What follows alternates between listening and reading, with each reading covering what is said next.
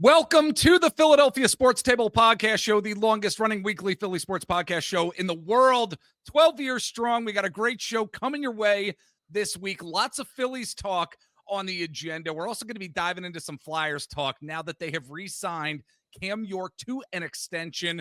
Len and I are going to be diving into some Philadelphia Union talk as they are now not the number one ranked team in the Eastern Conference, but still doing good things this season. Then we're going to get into a bunch of Eagles talk. So yes, my friend Len Hunsicker with us now, buddy. Good to see you on our screens here. For those watching on YouTube, for those listening on audio, we got Len Hunsicker here, buddy. It's been like a month, man. Good. It's been a minute or two.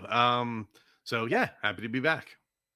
Were you on vacation at all? You were on vacation, right? At one point. I think at one point I was on vacation, and then there was just like work stuff because my schedule that's right. just bonkers. So yeah, fortunately this week is good. I should be around next week if you need me. So yeah. Ooh. Yeah, 2 we'll weeks in a row. Huh? I know, right? How about that? Right.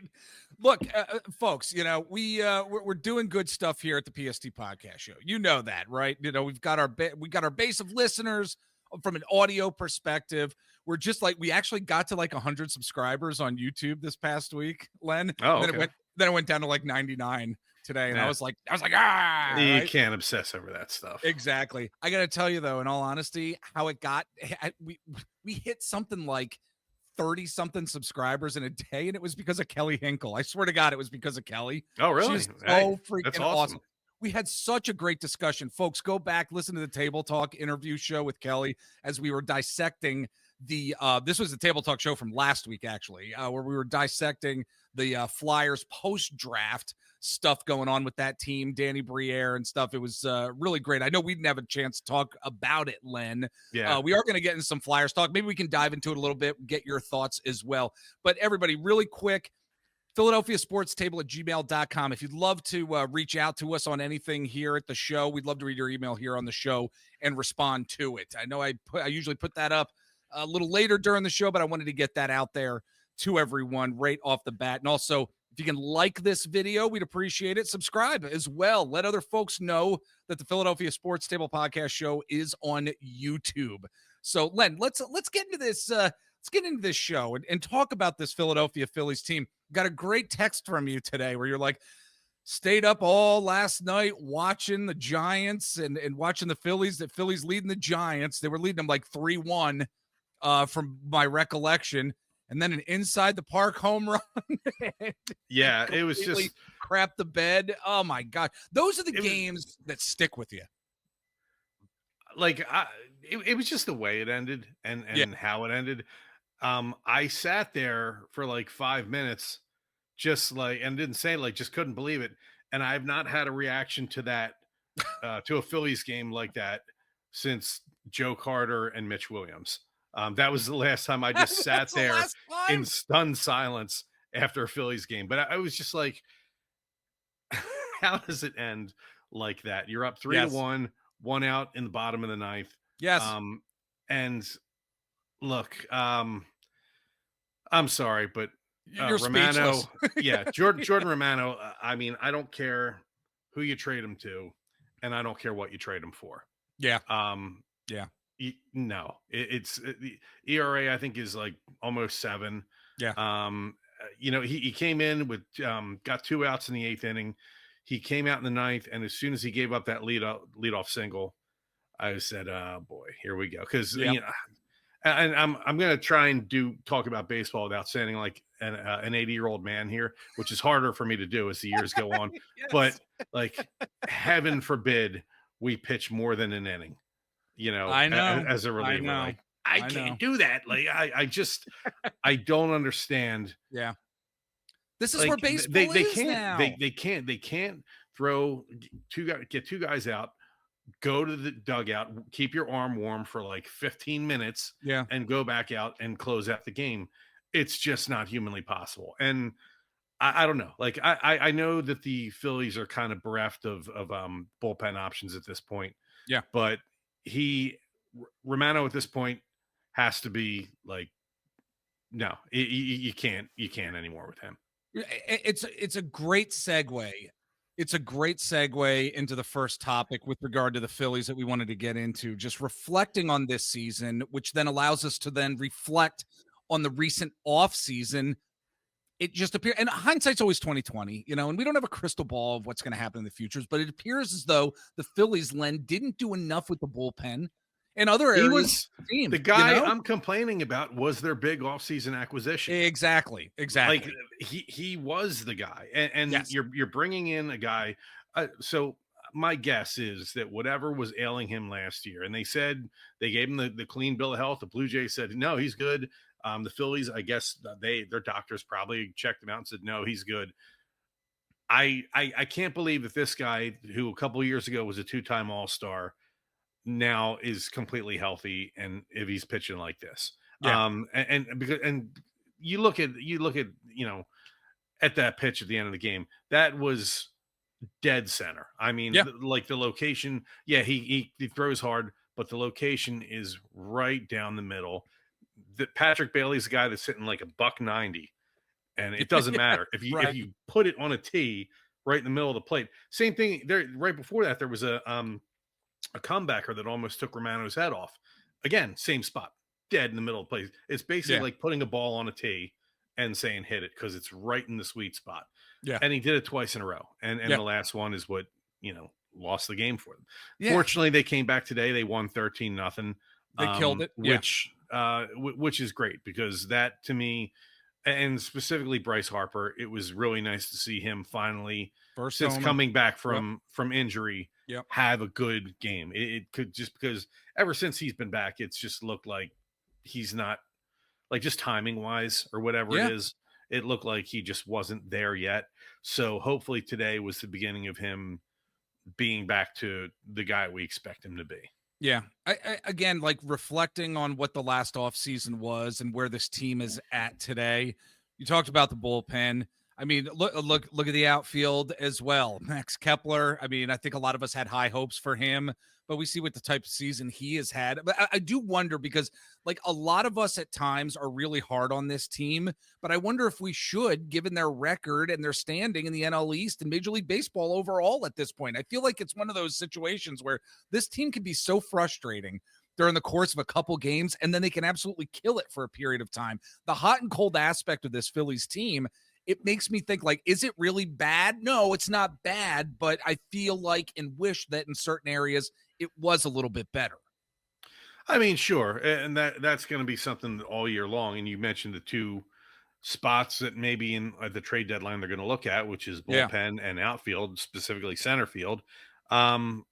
So yeah, I mean, I would imagine bullpen is probably going to get the majority of the attention from Dombrowski. I think Yeah. he knows he's got to get one, maybe two new arms in there that Rob Thompson can eventually trust, because Yeah. at this point, I would rather throw a rookie out there in the ninth inning than Romano. I Yeah. really would. Yeah. My faith in him is just non-existent. So Yeah. get somebody else in there, or trade for guys and that you may eventually grow to trust, and then you can go from there. Center field is another interesting thing. I'm kind of beginning to, whenever I think about it, I'm doing the thing again where I like, am I overvaluing the prospects that they have? Am I overvaluing Painter and Crawford and Aiden Miller? Because I saw, like, ESPN ran a story the other day of, like, oh, okay, to get, like, Paul Skeens from the Pirates, which of these deals would work? And another one was to get Byron Buxton from the Twins, which of these deals would work? Yeah. And it was the Phillies deal was the one they selected, but it was giving up Painter and Crawford and I think Aiden Miller. Oh. So just clean out the farm system for Byron Buxton, who good player, but he's hurt all the time. And it's like, no, you're out of your skull if you do that. I'd rather just bring Crawford up. Exactly. That's what Eric and I were saying last week. Yes. I mean, bring them up and see if you got something there before the trade deadline. I know as an organization, you sometimes tend to worry, are we putting too much on this kid too soon? But I mean, I don't know. The situation is what it is. Yeah, why not give it a chance? He's proven at every level that he's capable.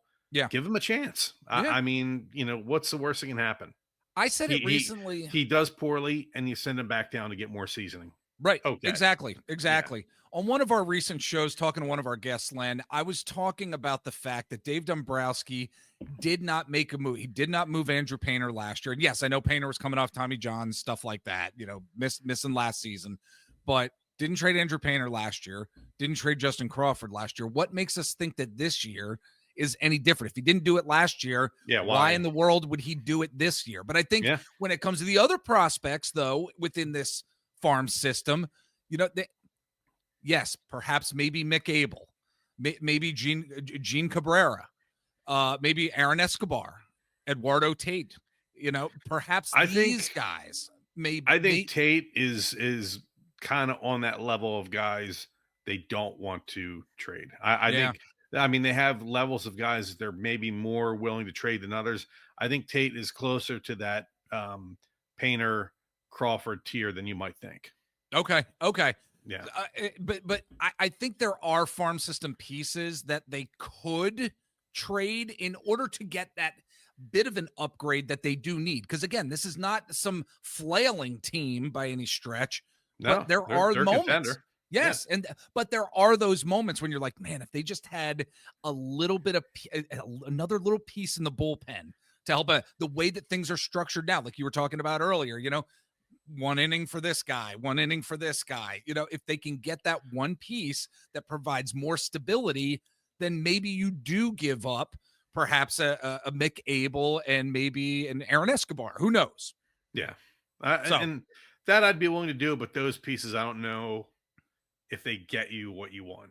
So, right. Yeah. because you got to Yeah. give something to get something. So, Yeah. chances are, if the Phillies do something and it's significant, it's going to be something that hurts, and it's something that we're going to be talking about on the show. Like, oh man, did we just give away somebody it's going to hurt a couple years down the road? Right. Right. I think that's going to happen.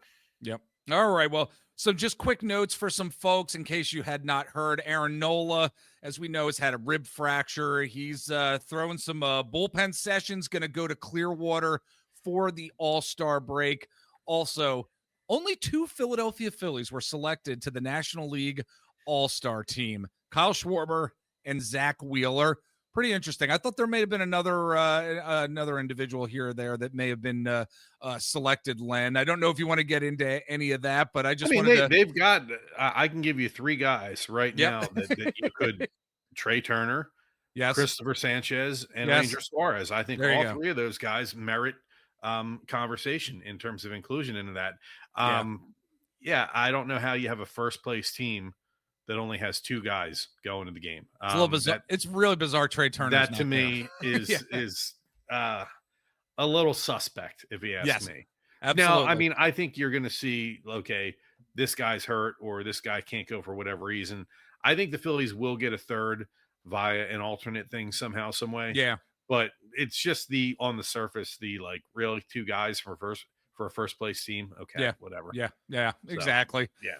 All right. Well, buddy, do you have anything else for some Phillies talk here as we are going to be moving along and getting into some Flyers talk? No, I'm good for now. Okay, sounds good. Well, let's move on to diving into some Philadelphia Flyers talk here, because the Flyers have been in the midst of their redevelopment.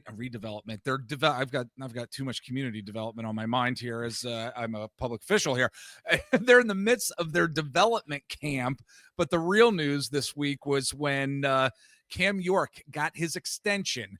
What does this mean for the team and their future here? Look, I heard about the extension, Len, and I was very, very happy about it. And I think when you dive into the comps to see if whether or not this is a fair contract, I think it is. Cam York, he's 24 years old. And by the way, the contract is 5 years, $5.15 million on average per year.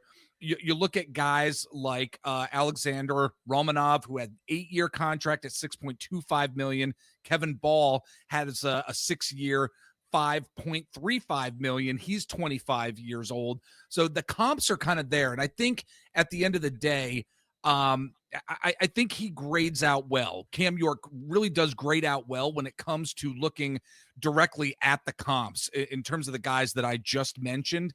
And overall, I think this is good for the Flyers rebuild. I think he's going to be that solid, going to be that solid defenseman, not necessarily a top defenseman, but I think he's part No, of this he's core second moving pairing at forward. best. Absolutely. Absolutely. Yeah. But part of the core moving forward. I liked it. What are your thoughts? Um, I guess it's a fair deal for him. So good on him for getting paid. I will say that I was um, Reservations, huh? not impressed with him at all last year. And he is going to be one of the guys that I'm looking at this year to say, okay, you got paid. You didn't like Tortorella. He's gone. Yeah. All of your South California buddies in Zegras and Drysdale are now here. You've got your little comfort cocoon here. Right. I want to see something this year because I don't really, nothing comes to mind. Like, well, I don't see anything remarkable about his game that I've seen thus far. I'm not expecting him to go out there and be Cale Makar. I know that's not realistic, but I just haven't seen anything where it's been like, oh yeah, Cam York. Like he's been just there, like Yeah. to me. So I mean, he got his money. They got rid of the coach he didn't like, and all his friends are there.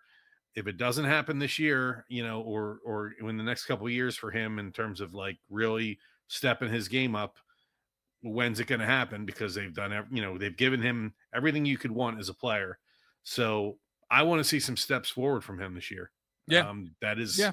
so I don't want to make it sound like I'm down on him, but yeah, I mean, he's a guy that if they're going to take a step forward, and I know they want to take a step forward and really push for a playoff spot this year, he's going to have to be one of those guys that we see a little bit of a leap from.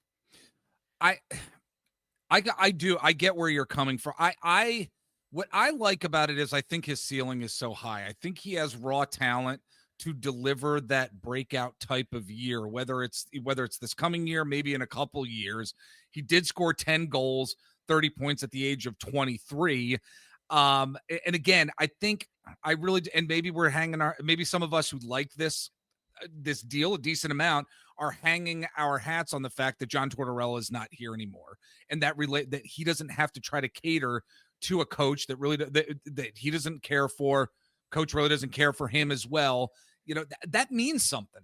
It really does. That means something. How often do we talk about player-coach relationship and what that means to productivity playing the sport? You know what I mean? I mean, maybe the Flyers just don't think he's maybe going to be breaking up whatever that breakout might be. Maybe they're thinking that for all of his raw puck skills, he's never graded out as a great puck mover by certain micro stats. But I think this deal also potentially makes him tradable down the road too.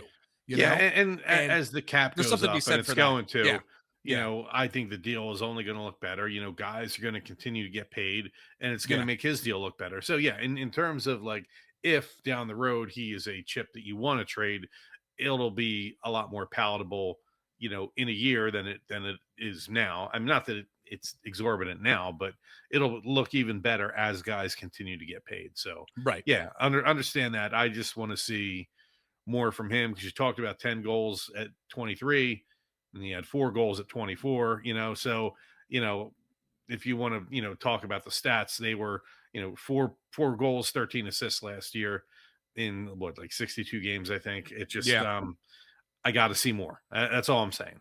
Yeah. I think what's really interesting is like now that the Forrester and Ristolainen injury situations, neither guy looks like they're going to be ready for game one at this point, Yeah. based on reports. It does complicate the picture, of what the defensemen are going to be looking like on this team. I mean, look, even removing these two guys on the roster, placing both of them on the IR, Flyers still have 12 healthy forwards, 6 healthy D-men, and enough cap space for maybe one more call-up. Very doable, but they still have Ellis on the books. at this point. It really Well, I is. mean, that's just Oh, long-term injury reserve. I mean, that's, yeah, I know. I I mean, know. he's never going to play for this team. Yeah, Yeah. So I'm not even, he was out of my mind like 2 years ago. I know. Um, I know. so yeah, we'll It's see. just amazing. It's amazing we're still saying his name at this point. But like, I look when it comes to the Cam York extension, I think when you're looking at the Flyers offseason where it is right now, Len, I don't necessarily think it's the end of the front office and Danny Briere's offseason, but I think there's a pretty good chance that this could be it, perhaps, and this Yeah, is it was the these are the last guys. big, piece of housekeeping they had to Yes. do. So Yeah. yeah. Yep. All right. You got anything else for any Flyers talk before we head to our break here? Well, no, I just wanted to ask you, Yeah. are you going up to Penn State in the fall now to see that the I number one pick of next year, Gavin McKenna? I may Um, have to. yeah, I may and have to. there's still talk of maybe Martone will go to Penn State. So I Yes. mean that that could, and I think the kid that the defenseman that Columbus drafted, Jackson Smith, is also going to Yes. be at Penn State. So that they might. I mean, If it's not Martone, far. yeah. Yeah. That might be a good thing to just go up and catch a game up there and just see those We guys. should. We Yeah. should do that, dude. I'm serious. If especially if Porter Martone is up there, if he goes to Penn Oh State, yeah. Yeah, dude, for let's sure. do it. Let's Yeah. do it. I would love that. I would love nothing more than that. We went to a Yeah. Penn State game one time before, and it was pretty fun, even Yeah. though we didn't I have the mean, best seats. we had terrible seats. So yeah, Yes. we'll have to do a little bit better there next time. Yep. All right. Again, we'd love to hear from you folks. Philadelphia Sports Table at gmail.com. We'd love to read your email here on the show and respond to it. What are your thoughts about the Flyers, the Phillies? What is going on in the world of Philly sports? We'd love to hear from you. And we would also really enjoy and appreciate you following us on the socials out there. We are on Twitter /X. We're on Instagram. Search us out on various social media sites. If you're on YouTube, you got the sites, the social media sites and handles right in front of you. If you're listening on audio, you can follow us on the Twitter /X at Philadelphia PST. We're over on Instagram. Search out the Philadelphia Sports Table there. And like and subscribe if you're watching on the YouTube. So with that being said, folks, we're going to take a break. And when we come back, we got a bunch of Eagles talk we're going to be getting into and some Philadelphia Union talk. We'll be back in just a bit. All right, we are back. And Len, the Philadelphia Union here, they have dropped their second game in a row this past week. I mean, they're still a resilient group of guys. And unfortunately, they're down to they have been at the top of the Eastern Conference for most of the season at that number 1 spot. They've dropped to number 3. And I guess the question, wanted to bring up is what they're going to focus on now. Are they going to focus on chasing a trophy in the Open Cup or try to stay strong within the confines of Major League Soccer here? So it's interesting how was it Columbus or no Nashville? It was Nashville. I think that they just fell to. Yeah, it was. Nashville SC. It was a hard fought battle. But because of a penalty, late penalty, it really cost them. But again, they are number 3 now in the Eastern Conference, still having a pretty good season. What are your thoughts here, buddy, in terms of they should be chasing that trophy in the Open Cup, or should they really just try to concentrate on what they've got going on strong within Major League Soccer here? I mean, it's the interesting thing about soccer, and one of the things that I like about it is it's just like, imagine the Eagles, yeah, they're fighting for the NFC East, but there's also this other competition that's like out there that they're also doing that. Like, imagine trying to divide the attention there. Right. It's just such a strange thing that as you're getting into soccer, it's just one of those things that the being pulled in different directions is an Right. interesting thing to me. I mean, anytime you have a chance to get hardware, you go for it. The Open Cup is something that's been, a part of American soccer for decades. So it is I know MLS is trying to maybe move away from the Open Cup, but Yeah. it still would be, something for the trophy case. That supporter shield trophy is probably getting a little bit lonely there, so it'd be nice to have something to go with it. um so yeah, I think it is a priority for them. That game is a ways off. I don't believe it's until like mid-August. I want to say August 13th against New York Red Bulls is Yeah. the quarterfinal of the Open Cup. So they've got stuff on their plate in the meantime. They play the Red Bulls, I believe, on the 12th. So maybe that'll not that these teams aren't familiar with each other, but maybe it'll help them kind of figure out how they want to attack, Yep. come that tournament game. But yeah, I mean, to me, I think that they're relatively safe at this point, in the in the standings in the East. So I don't know, why not try to get that trophy? Yeah, yeah. Look, the Red Bulls have not won against the Union since 2019, though they earned themselves a draw 3 of their last 4 trips to Subaru Park. So the Union, I mean, they're going to be bolstered by the return of Quinn Sullivan and Nathan Harriel from international duty with the U.S. men's national team. So I think it's going to be a pretty good matchup. And I think with regard to the Red Bulls, I think the Union will be able to turn things around against them. Yeah, it's a match I expect them to win. And like you said, getting those guys back, Yep. it's not just them. I mean, any team that basically plays in any league has guys that are going to to their national teams and dealing with that kind of thing. So how deep is your team? How deep is your Yeah. system that you can have guys come up? So yeah, but having Quinn Sullivan and Harrell back will be a gigantic help, and I think it'll definitely bolster the team going forward.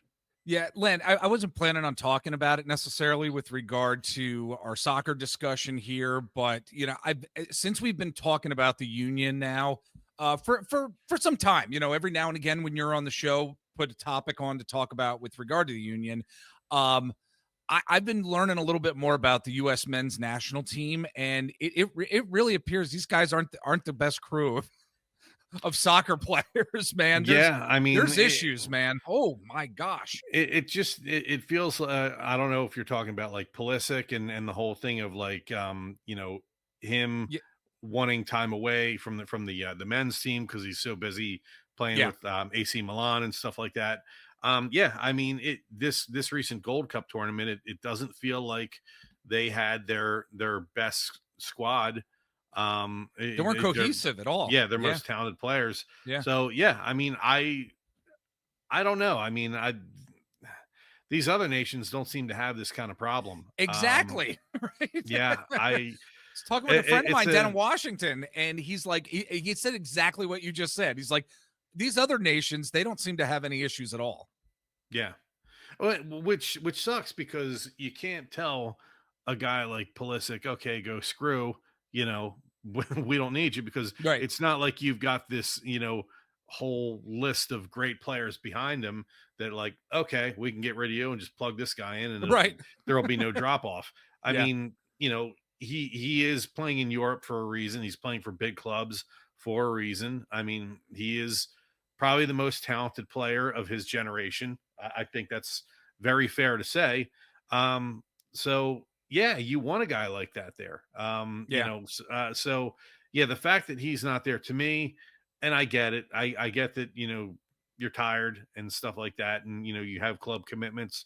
But you're not the only guy out there that's trying to balance this. So, if these other players can do it, and also other players that, quite frankly, are higher profile than you, Yeah. why can't you? I Right. mean, that, yeah, it's kind of damning to me. I would be, if I was part of that U.S. men's program, I'd be pretty down on him right now. Yeah, having some questions for sure. Asking Yeah, some absolutely. questions. Yeah. So, all right.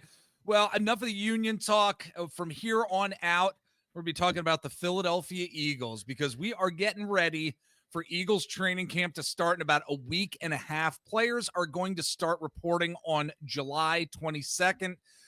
I just want to give our thoughts about this upcoming season. I'm going to be talking to our good friend of the podcast from the Locked On Eagles podcast, Louie DiBiase, and we're going to be diving into some training camp storylines, and we're also going to get into some regular NFL storylines as well. But I'm something I'm going to ask Lou and talk to him about, Len, is that like it really does seem like the NFC this year is like the Eagles to lose. You look at teams like the Rams, who I do think are going to be a good team this year, but really with an aging quarterback in Matt Stafford, you've lost some talent as well. I guess you never count out Sean McVay, but what are they going to really do in the NFC East? And then the 49ers, they're not going to be the same type of team. The Commanders, I think, are going to take some steps back. And the Lions, I don't know if they're going to be the Lions from last year. You get the feeling with coaches leaving that organization and, the specialness of what last year was for that team. And maybe people are saying the same thing about the Eagles too, that they're not going to be able to replicate what they did. But I think it's the Eagles conference really to lose this year. I'm so excited to get back into football and to have, whether it's Penn State here and what they're going to be doing. We talked to Mike Raymond from Fox Sports Radio, the Lehigh Valley, this past week on the show about the upcoming Penn State season. And then with this Eagles season, I'm really excited about where this team could potentially go again. And could it actually happen where they could repeat? I don't know. I'm getting excited. Yeah. And don't get me wrong. I'm very excited for the Eagles as well. But I just to write off all the other teams in the NFC seems, I don't mean to write them off. Wildly short-sighted. No, I know. I don't mean maybe I'm sounding like I was writing them off. I just don't necessarily know how strong they're going to be because I have questions about those teams because of what they lost. And look, the Eagles lost some people key too. Safety. Yeah, they lost a key safety. They lost a key defensive tackle too. That's been very solid over the course of these past few years in Milton Williams. So look, Eagles lost some folks too, and there's probably folks out there saying the same thing about the Eagles. No, they're going to regress, and Saquon Barkley's not going to be able to do what he did last year, and that's probably all true too. But that to me, I was thinking about that a couple weeks ago. Yeah, of like,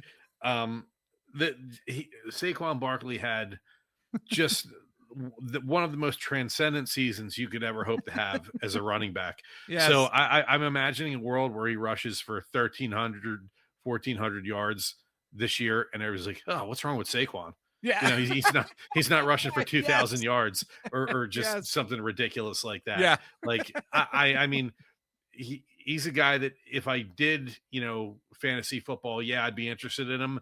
But if you think he's going to go 2,000 yards back to back, like you're banking on that, I just think you're setting yourself up for disappointment because it's just that was a once in a career absolutely season, and that was a season that happens maybe once in in a decade, for any for the entire class of running backs around the league. I mean, that was just, I don't know if we're going to see anything like that again as Eagles fans. Yeah. I mean, that was just, it's hard to put into words how good he was last year. Yeah. So, I mean, from that end, you can't help but wonder if there's going to be a step back. And because the Eagles were such a run-oriented team, if he doesn't put up that, that level, does that affect the Eagles offense then, since they were so, run oriented? I'm not one of these people that's down on Hurts. I'm waiting. ESPN right now is doing their top 10 at each position.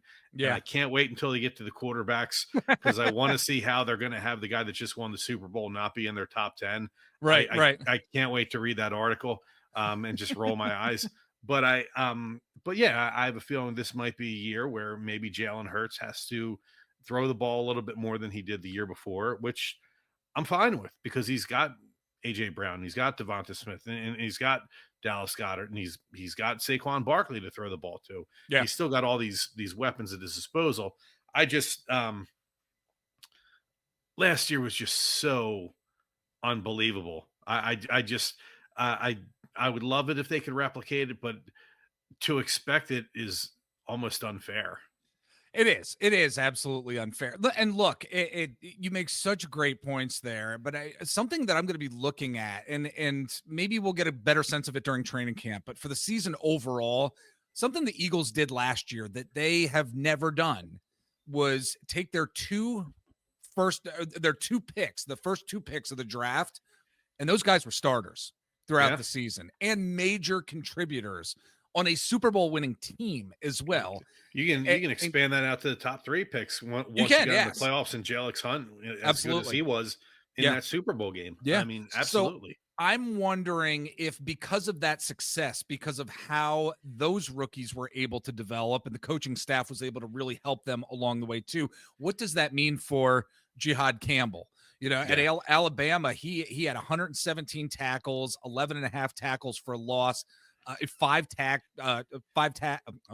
sacks, 2 forced fumbles, 2 pass breakups, in his last year there. So, and also Andrew Makuba. The safety position, Eagles haven't drafted a safety in like forever in the top 3 rounds. Could he also be a starter and contributor as well? Like those 2 guys, I'm really going to be looking forward to seeing how the defensive coaching staff, Vic Fangio, uses them right out of the gate. What type of talent do they have? Is it raw talent? Is it talent like Quinyon Mitchell and like Cooper DeJean, where they can get them right on the field and they can be contributors? Like, I'm going to be really interested to see that. Was Campbell, is he coming off an injury? Is he recovering from something? He is. So just seeing him coming into camp and, physically, I'll be kind of keeping tabs on that, just because you just worry that something like that could delay his, just getting in the swing of things, what you don't want him, especially as a rookie, him kind of falling behind a little bit, especially for a guy that, you're going to see a lot of him with Bond, I think, so I think they're expecting him to, be a guy that comes in and makes big plays for them and is a hardcore defensive contributor early. I do think they expect that. He had a torn labrum. He unfortunately was not able to really, make that good first impression at the offseason workouts due to recovery from that. But he's definitely gonna have some work to do in training camp if he wants to start week 1, which I think is a possibility. And let's not forget the story of Jeremiah Trotter Jr. too, because Bond and Trotter Jr., they were getting first team reps during OTAs. Yeah. So it'll be interesting to see who kind of plugs in where there. And those first 2 picks, Campbell and Makuba, can they slot in the same way that Mitchell and DeJean did last year? If you can do that most years and have your top picks come in and contribute at that level most years, that talk really about a winning strategy. That really keeps the machine going. You really can just, afford to lose guys and you'll just fill it right back up afterward, so absolutely. If they could do that, that's a dream right there, man. I'd love it. Well, I think that's going to do it for us here before we go to break and get to what we're throwing down on the table, our interview with Louie DiBiase from the Locked On Eagles podcast. Buddy, do you have any final thoughts before we head out of here this week? No, I do not. I was trying to think of something snarky to say, but I got nothing. You got nothing. All right. Sounds good, folks. Again, PhiladelphiaSportsTable@gmail.com. Would love to read your email here on the show and respond to it. With regard to the Eagles, what you're looking forward to this upcoming season, are there any storylines that you are particularly following? We'd love to hear from you. So we are going to take a break, and when we get back, got a great interview and discussion, again, with Louie DiBiase from the Locked On Eagles podcast. We'll take that break. More Eagles talk when we come back. And joining us this week from the Locked On Eagles podcast, I listen on Apple Podcast and subscribe and follow there. You should as well on whatever podcast platform you are on. We have got our good friend Louie DiBiase again from the Locked On Eagles podcast. Buddy, I'm excited about this upcoming Eagles season, but first and foremost, thank you so much for taking the time to jump on the show this week. Yeah, Jeff, I always appreciate coming on the show, talking ball with you. I am too, but I'm not going to lie. I love being the defending champs. And I know once the season starts, it's a whole new journey, and that kind of run, like the magic of 2024 is over in a way. And I just remember how fast Super Bowl 52 went from being a year ago to 3 years ago to now almost a decade ago. So I am kind of sad at the same time this offseason's coming to an end because you're the champs. And right now, the last game you played was still Super Bowl 59. You know what I mean? Absolutely. I completely get where you're coming from and where the expectations are for this Eagles team, offensively, defensively this season. There's a lot that we're going to be dissecting, of course, within these next few weeks in the hopes, in terms of dissecting all this, that the Philadelphia Eagles are going to get back to the Super Bowl at the end of the day. And we're going to talk about like the chances of that first here. We're obviously going to get into some Eagles talk here, folks, but we're also wanting to get into some overall NFL storylines to start us off here, because there's been one particular storyline that has just been in my crawl so bad, Lou, and it's the Aaron Rodgers situation. Year after year, team after team. Well, I shouldn't say team after team necessarily. He's been, of course, with the Green Bay Packers forever. He was with the New York Jets last season, and of course we know when his Achilles tore. You know, it was a terrible moment for he and his career.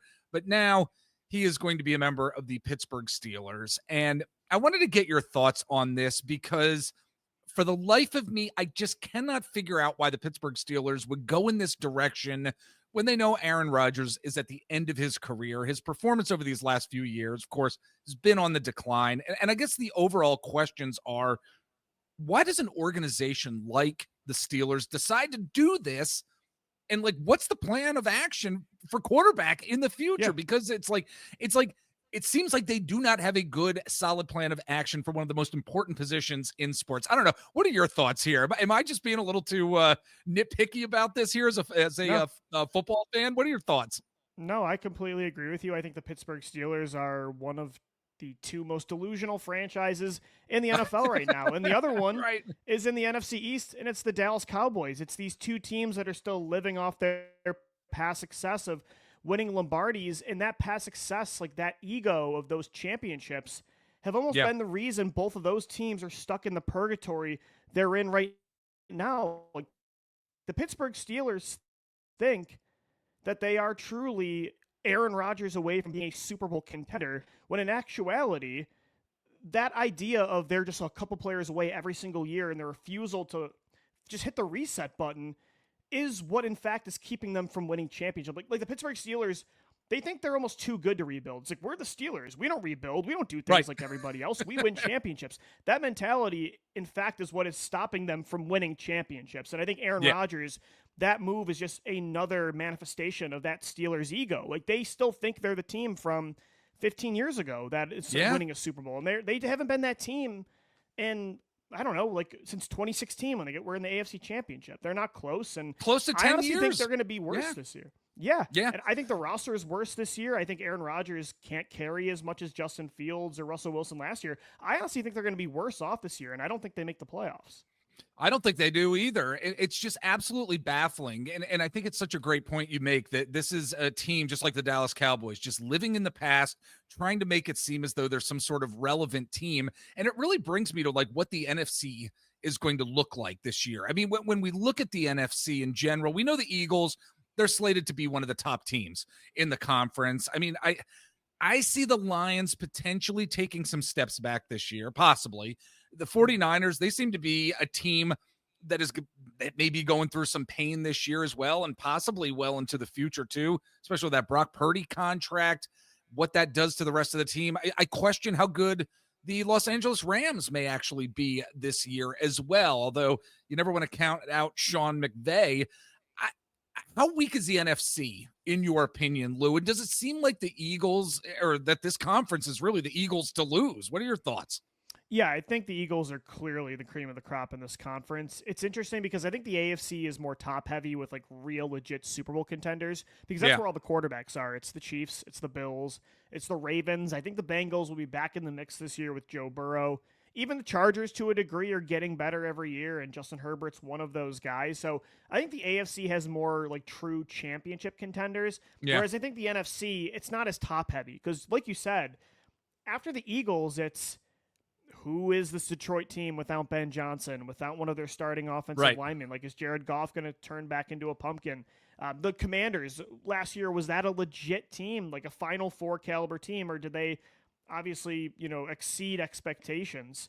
The Rams, I think, are the second best team in the NFC, but they have a lot of questions too. So it's not as top heavy with Super Bowl contenders, but I will say I think it's a deeper conference from the perspective of like that second and third tier, the teams that are fighting for, seeds 4 through 7. There are a lot of teams in that mix that have much better rosters. In the AFC, there's more of a drop-off after you get through like 4 to 5 teams. So I think it's a competitive conference. I think there's a lot of teams that, with young quarterbacks that'll be battling for a playoff spot. But outside of like the Rams, Lions, and honestly, at that point, those are the only 2 teams that I'm like, I don't want to say scared of, but I think will really push the Eagles this year. Even Washington, I do think there's a regression coming. So that's kind of in the long form rant way of saying, I think the NFC, I think it's definitely weaker at the top compared to the AFC. Absolutely. All right. Well, let's dive into some Eagles talk here. Really why I wanted to bring you on, Lou, because training camp is going to be here soon. It's going to be here before we know it. And we know who the starters are going to be on the offensive line. We know these guys, possibly with the exception maybe of right guard, but I think the conventional wisdom is that Tyler Steen probably going to be the starter. Then again, we thought he was going to be the starter that many of us did heading into the 2024 season. Mekhi Becton took the reins for the entire season. But I have been thinking a lot of, in terms of the depth with this offensive line, if Lane Johnson, who's getting up there, if he's injured, you've got Landon Dickerson, who's dealt with some injuries here and there, or even Jordan Mailata. If they go down for any extended period of time this coming season, how do you think this Eagles offensive line depth is really going to be looking this year? What are your thoughts?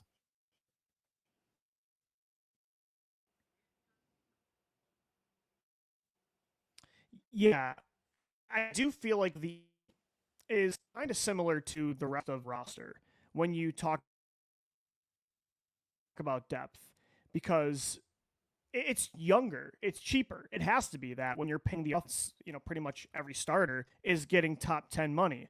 And so the on defense, you're anticipating eventually you're going to have to pay Jalen Carter. You paid Zach Ball a top 5 contract. Naturally, your depth has to get younger, but naturally that also comes with less experience. It's more of a projection. I think it's the same thing with the Eagles' offensive line. Like, can Jeff Stoutland turn Kenyon Green into his next reclamation project like Mekhi Becton last year? Can he turn one of these day 3 picks into a legitimate player like he did Jordan Mailata? Can Drew Kendall be this versatile center guard kind of tweener?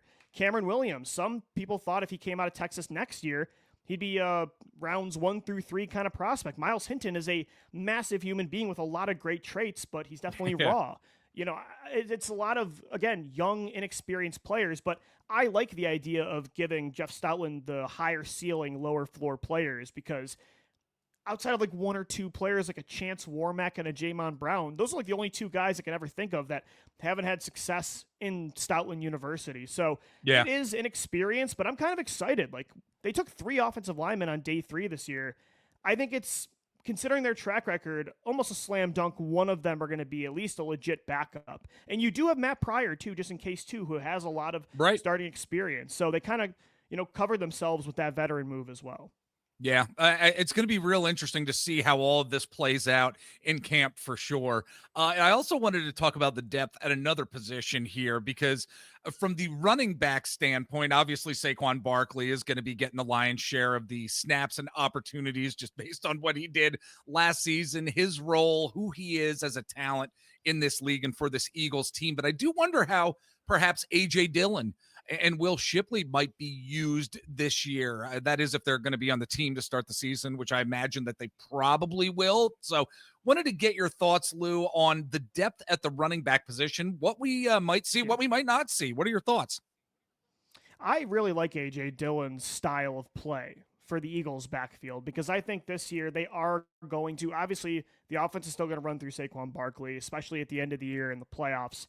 Yep. They're still going to be, I think, the most run-heavy team in football. But you can't have Saquon have that historic usage rate he had last year all year long again. Like, you can do it at the end, but he will not make it through a whole nother year doing that with his injury history. So if you want to keep him fresh for the playoffs, they have to throw more, number one. But number two, they have to use the other guys in the backfield more. I think Will Shipley is going to have the second most touches because he has that receiving ability that A.J. Dillon does not. But I like the idea of, in case Saquon needs a spell, in case he does get injured, Will Shipley can't be an RB1. Like, I just don't think his body can handle that kind of workload. So I like the idea of bringing in a bigger, more powerful style in A.J. Dillon to complement what Will Shipley is.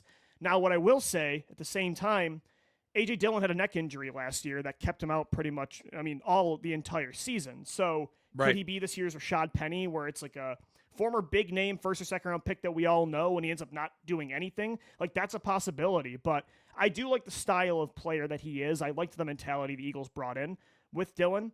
Keep an eye out, though, for undrafted rookie Montrell Johnson. I really do think he's interesting from the University of Florida. Yeah. Could he be this year's like Corey Clement or a Josh Adams type? Keep an eye out for him. But I think they have some interesting players for sure. It's going to be interesting to watch these guys during training camp. And again, folks, we're talking to Louie DiBiase from the Locked On Eagles podcast. You know, we love our Locked On network here at the PST podcast show. Lou, can you tell everybody where they can find you on the socials out there and just on the web if they want to get in touch with you? Yeah, absolutely. So you can hit us up on X at Locked On Birds or at DiBiase LOE. You can always message us on our YouTube community page as well. Locked On Eagles, our YouTube channel. You can find Locked On Eagles on all podcast platforms as well. Right now, we're doing 3 to 4 shows a week, so that's technically my break. And then Monday through Friday, we're back daily. In a couple weeks when training camp comes. Yeah, so like I'm in off-season mode right now, but I'm still doing 3 to 4 a week. So I'm just an addict to talking birds, Jeff. So I can't stop. Absolutely. And you're fantastic. You've been doing it for so long, keeping up the great work, my man. Absolutely. Well, let's shift over to the defense here, Lou, because I am concerned, and, you know, you hear it within Eagles Nation every now and again, concerned about the safety position. You know, we talked about it a few weeks ago on this podcast platform. I mean, I'm concerned with certain teams that the Eagles are going to be playing this year, whether it's the Bucs, the Chiefs, the Lions, even the Commanders, who have some pretty solid wide receiver cores, some speedy wide receivers that are really going to be able to, you know, maybe perhaps take the top off, you know, this Eagles safety unit. I'm wondering, are you as concerned about it as I am? If so, what's your level of concern? What are your thoughts with regard to the Eagles safety position and how it could be? I don't want to necessarily say an Achilles heel by any stretch, but definitely a weaker aspect of this defense. I was more concerned in March when they traded away C.J. Gardner-Johnson. I was not happy with that move. I thought Gardner-Johnson was the Energizer Bunny, like kind of the spirit of that defense. And the last time they lost Chauncey Gardner-Johnson or C.J. Gardner-Johnson in 2023, that defense wasn't the same without him, like without that kind of swagger, without not just like his energy, but the guy had 6 interceptions in 2022. He had 6 interceptions in 2024. That's a lot of turnovers leaving your defense. They did not replace him well. Terrell Edmonds did not pan out. Kevin Byard did not pan out. That really helped hurt the defense regressing in 2023. So I was nervous, but I will say Drew Makuba in the second round was a real big confidence booster for me. Obviously, he's a rookie, and we don't know what we're going to get, but I think he's very similar to C.J. Gardner-Johnson in his vision and zone coverage. I think he is a ball hawk. He had 5 interceptions out of Texas last year. I think he's actually a better man coverage safety than both Gardner-Johnson and Sidney Brown, who is his competitor this year in training camp. Yeah. So, again, it's like a lot of positions here. It's more of a projection. It's younger and experienced players there, but the Eagles haven't taken a safety in the first 2 rounds before this since Jaquan Jarrett in 2011. So this is a significant investment in a versatile player, and I think it's going to pan out. Devontae Smith was asked at his softball charity event what player has impressed him the most so far during OTAs, and he said the rookie from Texas, and he was talking about Drew Makuba. So again, I think I would rather still have Chauncey Gardner-Johnson in Philadelphia, but between Makuba and Sidney Brown, I feel like one of them is going to pan out. Like, those are 2 players with a really high ceiling, in my opinion. I'll tell you, the C.J. Gardner-Johnson carousel, man, what a tease it's been. When he was initially in the NFL draft, I wanted the Eagles to get him. Same. They didn't. Went to the Saints. I was really wanting them to draft him. Then he comes to the Eagles. Then he leaves. Then he comes to the Eagles again. Now he's leaving again. It is one big tease with C.J. Gardner-Johnson. I don't like it. I'll tell you right now. He better come back. It's like that friend that you've hung out. You can hang out with in small doses. Like you can go to the bar for a couple hours. You're like, all right, I've had my fix of this guy for a couple weeks. I'll see you soon. Right. Like, he's not an everyday one of the core guys, right? Right. I bet C.J. Gardner-Johnson will be back in 2027. Exactly. We're gonna have to bring him back, Howie. If you're listening, and I know you're not, but just bring him back. And he'll have 6 picks that year. He'll want more money and outweigh his welcome, and then he's gone again. Absolutely. All right. Well, just a couple more topics I wanted to dive into with you here, Lou. And in terms of, this is the last one. I'm sorry. Last topic we're going to be getting into, and it's the pass rush. This Eagles pass rush. I mean, last season we saw such great things with it.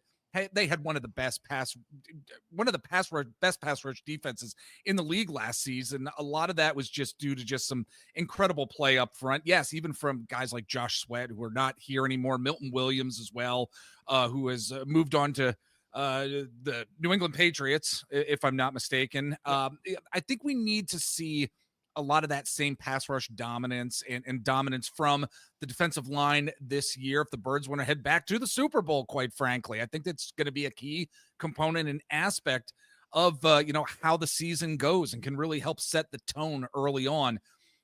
Do you think the Eagles pass rush and the defensive line in general can be as prolific as it was last season with what they have right now?